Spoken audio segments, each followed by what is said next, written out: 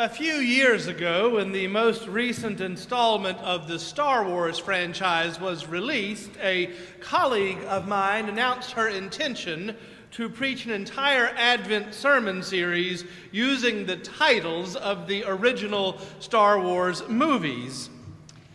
I didn't think there was a way in the world she could pull it off, but then I thought about it. The titles do sort of line up nicely. A New Hope and The Empire Strikes Back. I mean, that's the story of the gospel right there, isn't it? Luke 2, behold, I bring you good news of great joy, for born to you this day a new hope. Mark 15, then Pilate asked him, are you the king of the Jews? The Empire Strikes Back. I was thinking about her sermon series this Advent, and I found myself doing something that happens every time I think about the Star Wars movies. I found myself humming the theme song. Isn't it funny how just a few chords can immediately transport you? Bum, bum, bum, bum. John Williams nailed it in that theme song because even if you have never seen a Star Wars movie in your life, if you hear those chords, you know exactly what is coming next. The music is ubiquitous. We all know it. There are some songs that have the capacity to transport us instantly.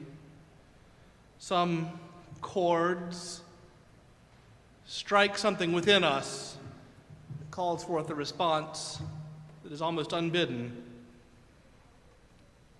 Some of my friends have been driving around listening to Christmas carols since Halloween.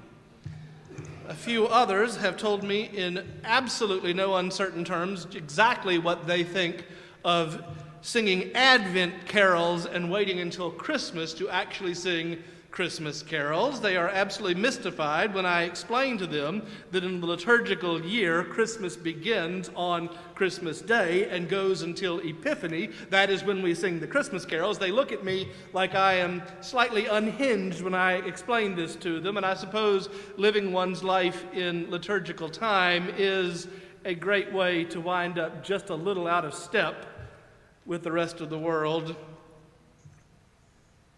But it does have a way of shaping our lives, doesn't it? When we wait for the song, the anticipation builds. It's like that opening fanfare before the famous chord progression. Any way you cut it, songs are evocative. When Mary breaks into song in Luke's gospel narrative, she is transporting us.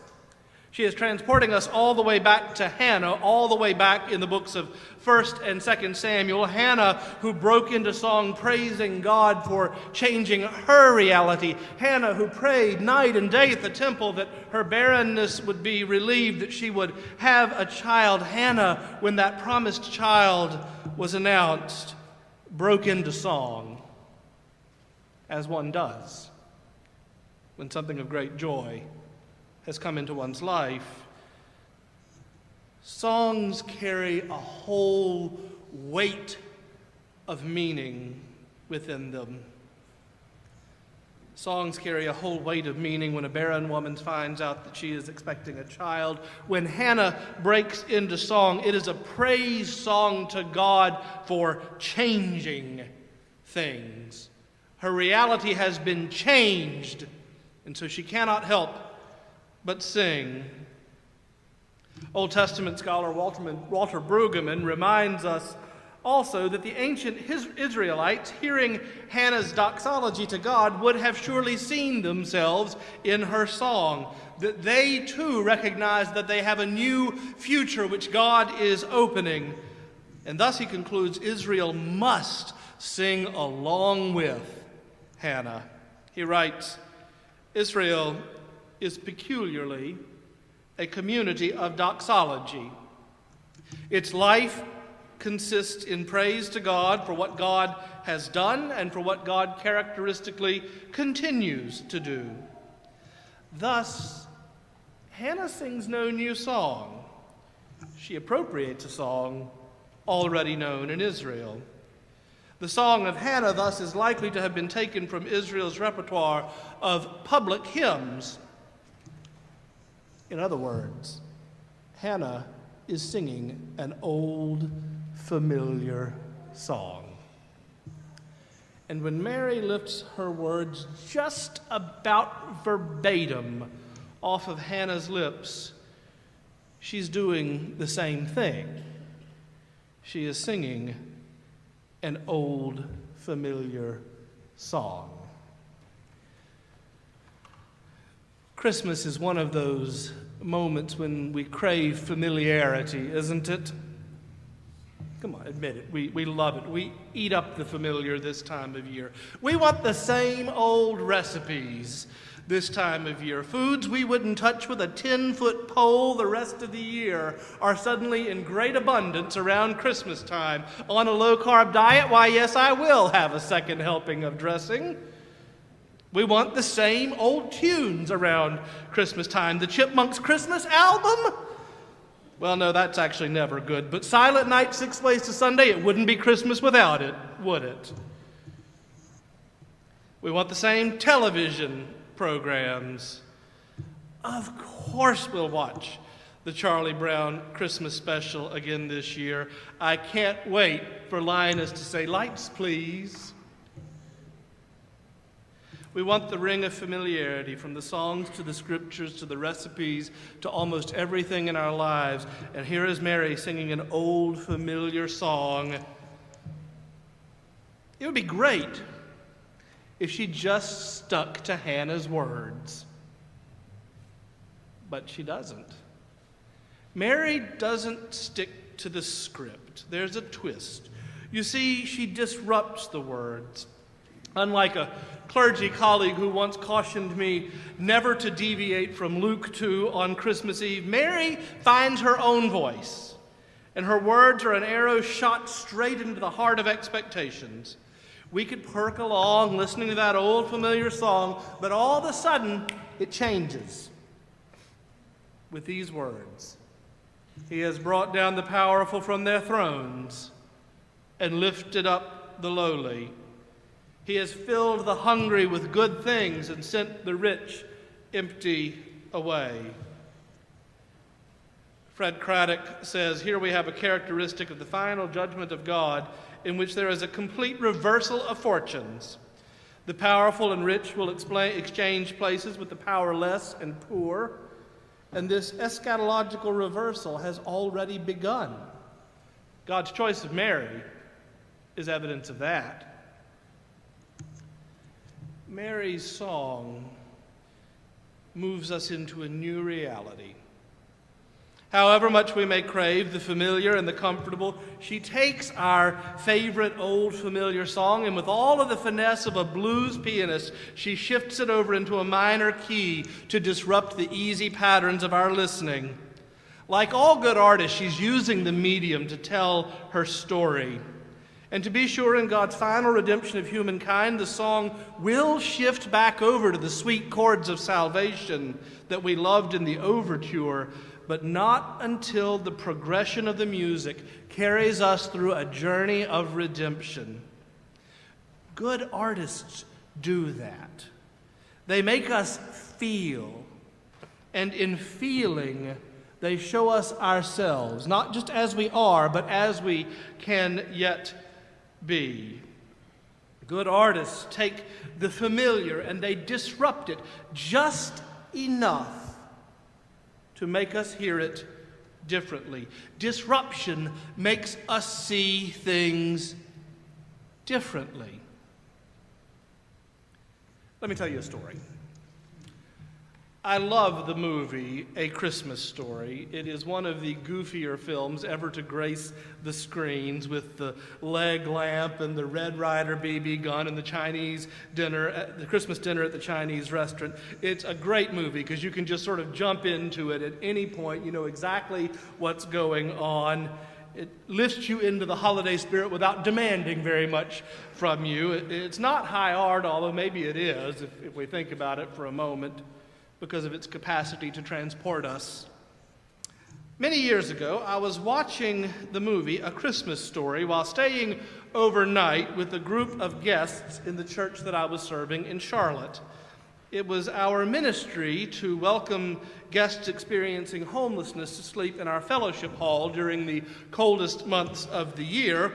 We joined with other churches around us to make it happen, and I had signed up to spend the night at the church with our guests so that if anything came up that needed someone who knew the building, there would be someone there who could help.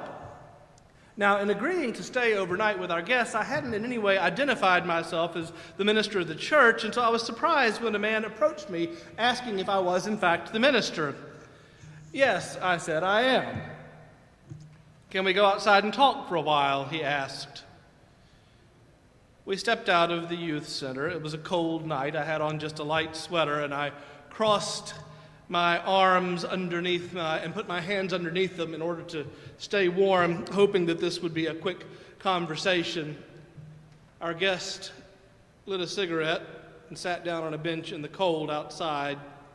All I wanted to do was to go back inside where it was warm and continue watching the movie. And then he started a monologue. He said, "I spent 12 years in prison. I just got out last year." I must have looked shocked because he went on to say, "I didn't do anything all that bad. I just got caught with drugs, enough that they said that it showed that I had the intention to distribute." He said, "I wasn't about to share them, but I couldn't convince the judge of that," with a chuckle. 12 years sounds like a long time for possession," I said. "It wasn't the first time," he replied. But that's not what I want to talk about. Down at the Urban Ministry Center, they have computers, and we're allowed to use them during the day if we want to. And so I emailed my sister to tell her where I was. She was shocked to hear from me, and she told me not to come home for Christmas. She said, "My daddy has cancer and he's dying, and he doesn't need to see me this way before he dies." "I'm sorry," I said. He said, "Well, it's my own fault. But I'm 52 years old, and I just can't believe at this stage of my life I have to start all over. But here I am." I didn't say anything, and after a moment he said, "Well, I guess I just wanted to talk about that." He dropped his cigarette on the grass and ground it into the dirt with his toe and walked back into the church. I sat for a few more minutes on the bench. Then I also turned around and walked into the church. The movie was still playing, but I couldn't get those words out of my head.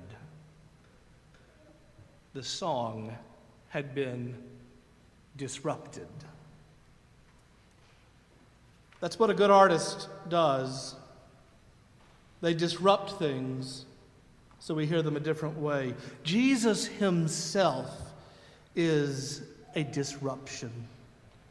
Sure, he brings comfort and he brings peace, but he doesn't do it by doing things the way they've always been. He doesn't bring comfort and peace by using the same old recipes and the same old scripts and the same old notes. No, there's a twist. There's a reversal. The narrative changes. I'm coming to believe that Christmas is one of those thin spaces in time when God is uniquely able to get us. You know, our lives do sort of play along, the years passing as background to whatever we're doing at any given moment, rushing hither and thither. Big events give way to little things. Time sort of slips past us. But every year we come around to the birth of Jesus, and it's this thin space in the year. I think maybe we're easier to transport then. The late Peter Gomes tells a wonderful story of a Christmas Eve Mass that he attended when he was 10 years old and later could remember as if it were yesterday. It's Dr. Gomes' story, but I imagine it's written in each of our lives in various ways. He writes, "With the darkened church lit only by candles, the smell of the pine branches, and the beauty of the liturgy, I remember that toward the close of the service all the lights were put out, And the congregation knelt facing the manger and sang Silent Night by candlelight. Christmas evening in Christ Church 50 years ago tonight was one of those thin places. There was magic in the manger, not of the abracadabra kind or a trick against nature, in the moment of transformation where a sorry world and a gracious Savior met.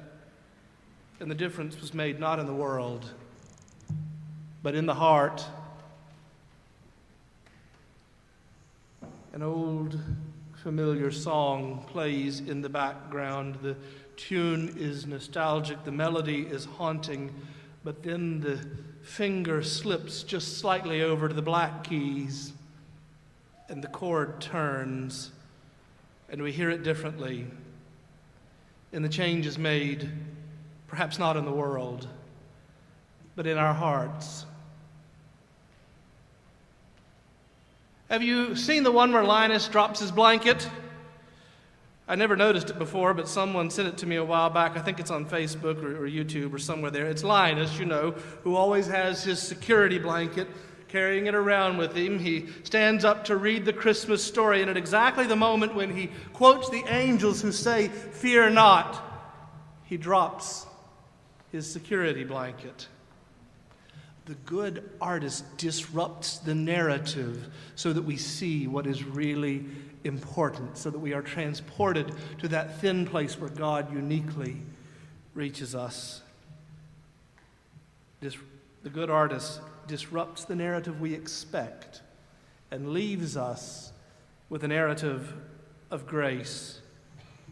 It's a disruption that happens over and over in the most unexpected places. Perhaps you were rushing around in the drugstore. You were standing in a line that was way too long, and over the store radio you hear the sounds pa-rum-pum-pum-pum.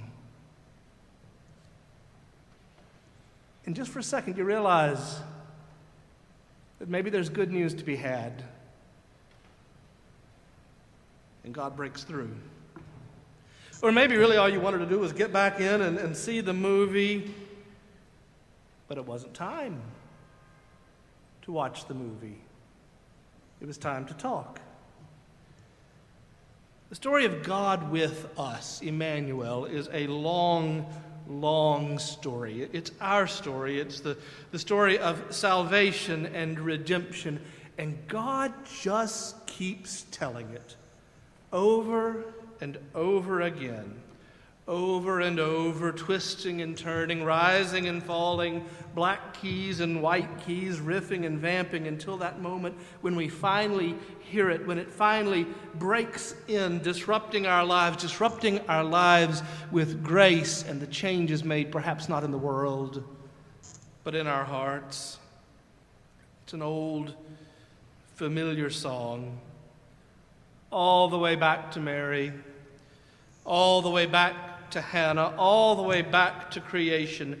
An old familiar song waiting to break in, waiting to disrupt, waiting to change us, to change our hearts. And it goes a little bit like this. My soul magnifies the Lord, and my spirit rejoices in God my Savior.